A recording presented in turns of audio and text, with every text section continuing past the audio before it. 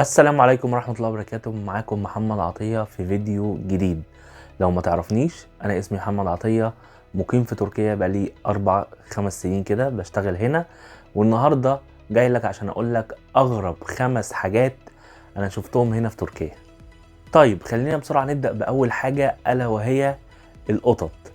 القطط من أكتر الحيوانات اللي هتلاقيها هنا في تركيا، سواء في الشوارع، سواء في المولات، في المحلات، في المواصلات. وانت ماشي قطة نايمة ما تقدرش تيجي جنبها. وانت ماشي هتلاقي بيوت للقطط في الشوارع، أكل وشرب. القطط هنا بتتعامل معاملة أحسن من البني آدمين، أو خصوصا الحيوانات الأليفة كلها، مش القطط بس، قطط، الكلاب، أي حيوان أليف. بصراحة هنا فيه اهتمام كبير جدا من الدولة ومن الأتراك نفسهم بموضوع الحيوانات الأليفة. بيربوها في البيوت. محلات الحيوانات الأليفة، الأكل والتطعيمات والحاجات دي كلها مفتوحين في كل حي وفي كل مكان. البلدية نفسها بتعمل إكشاك في الشوارع للقطط في البرد، بتحط لهم أكل. يعني الحاجات دي منظمة جدا في تركيا، ولو شافوك بتأذي حيوان في الشارع هتكون مشكلة كبيرة أوي ليك. كلاب بتلاقي كده ايه، في بيعلقوا لها في ودنها حاجة علامة صفرة كده، معنى كده ان الكلب ده متطعم ومفيش منه اي ضرر، وهو يعني بتلاقيه ماشي في حاله جدا جدا، ولا يقدر يعمل اي حاجة. يخش كافيه يقعد، يعني مش يقعد على كرسي في الكافيه، لا، هيخش هتلاقيه نام في وسط الكافيه كده عادي، والناس بتمشي من جنبه في المترو، في المواصلات. لو انت فاتح محل هيخش يقعد في المحل وينام، وعادي جدا، والناس متعايشة والدنيا حلوة و... ودي اغرب حاجة لما جيت هنا شفتها بصراحة، لان الكلام ده ما بيحصلش عندنا. دي من الحاجات اللي عجبتني جدا هنا في تركيا. طيب رقم 2 هي الطوابير. السرة، طوابير بالتركي يعني السرة. في اي مكان في تركيا هتلاقي طوابير، ويمكن الكلام ده انا قلته في فيديو تقريبا قبل كده. في اي حتة طوابير، في المواصلات طوابير، في الاكل طوابير، في كل مكان. ولو خالفت الطابور هتلاقي ناس بتبصلك بصة مش قد كده، ويقولك اقف في الطابور بعد اذنك، واعمل مش عارف ايه. وهم من نفسهم لما بتلاقي فيه زحمة، الاتراك من نفسهم على طول بيقفوا طابور مع بعض.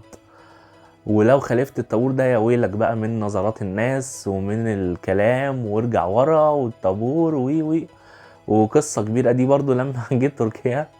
على خلفية ما كانش عندنا الموضوع ده قوي، ولكن لما جيت هنا واتعاملت اول مرة مرتين ما كنتش فاهم اول موضوع الطوابير ده. كنت فاكره في اماكن معينة واماكن لا، ولكن بعد كده فهمت الدنيا هنا ماشية ازاي، وخلاص بقيت متعود حتة اروح لها اقف في الطابور.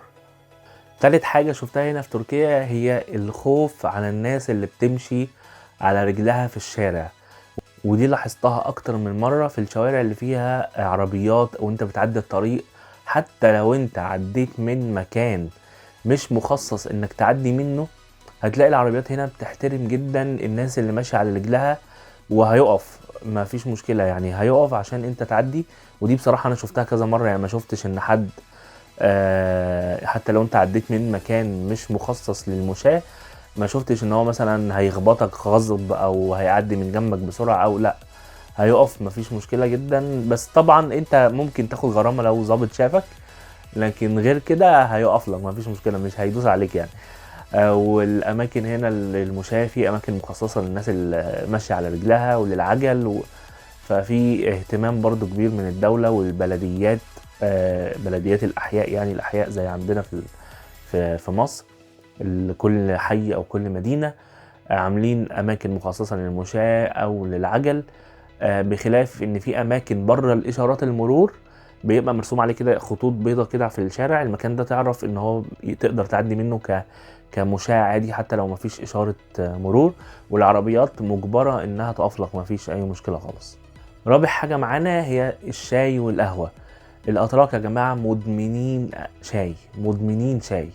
بيشربوا شاي بكميات رهيبة، ممكن ان هو مع نفسه ما يحسش ان هو شرب كل الكمية دي. مش عارف حكيتها في قبل كده ولا لا، ان انا كنت يعني قاعد مع اتراك على القهوة ومش عارف ايه وبتاع، وطول ما انا مثلا اشرب الكوباية اسيبها تتشال وتنزل لي واحدة تانية، اشرب واسيبها وتتشال. وانا اصلا ما بشربش شاي. انا انا مش من النوع اللي على طول بشرب شاي او على طول بطلب ان انا اشرب شاي. موجود ماشي هشربه قدامي، مش موجود مش هشرب، يعني مش هطلب. ما بيجيليش مزاج الصبح كده على الشغل اقوم اشرب شاي خالص، انا مش من النوع ده، ولا شاي ولا قهوه. فكون ان انا اقعد اشرب كوبايه شاي وتخلص وينزل لي، شربت اليوم ده تقريبا حوالي 8 9 كوبايات شاي ورا بعض وخلاص، لحد ما انا قلت له خلاص كفايه انا مش عايز شاي. فانت لازم هنا تقول لهم لو انت مش بتشرب شاي، عشان هم بالنسبه لهم الموضوع ده عادي، وطول ما هم قاعدين كوبايه الشاي في ايديهم ما بتخلصش، فما فيش مشكله بالنسبه لهم خالص لو قعد طول اليوم يشرب كم كبير من الشاي، ما عندوش مشكله يعني. خامس حاجه استغربت منها هنا في تركيا اول ما جيت تركيا، الا وهي رمضان. رمضان من اكتر الحاجات اللي انا استغربت فيها هنا في تركيا، لان انا جاي من خلفية ان تركيا بلد اسلامية ورمضان وبيصوموا زينا واكيد، وطبعا برضو جاي من خلفية ان رمضان في مصر حاجة تانية، بس مكنتش اعرف لسه. فقلت تمام رمضان، وانا عامل حسابي مثلا ايه، قلت قبل الفطار هنزل الحق السوبر ماركت بدري، عشان مثلا ما يقفلش، المحلات هتكون قافله، مش هعرف اجيب فطار، مش هعرف اعمل كذا. رحت السوبر ماركت ونزلت، وانا ماشي في الشارع المحلات كلها عادي مفتوحه، مفيش مشكله، الكافيهات كلها فيها ناس ففي الاول كانت استغراب بالنسبه لي، ازاي الكافيهات مفتوحه والمحلات مفتوحه والناس بتاكل وتشرب واحنا في رمضان. ولكن بعدين اكتشفت ان عادي، حرية براحتك، عايز تصوم تصوم، مش عايز تصوم برضو براحتك، كله لربنا في الاخر.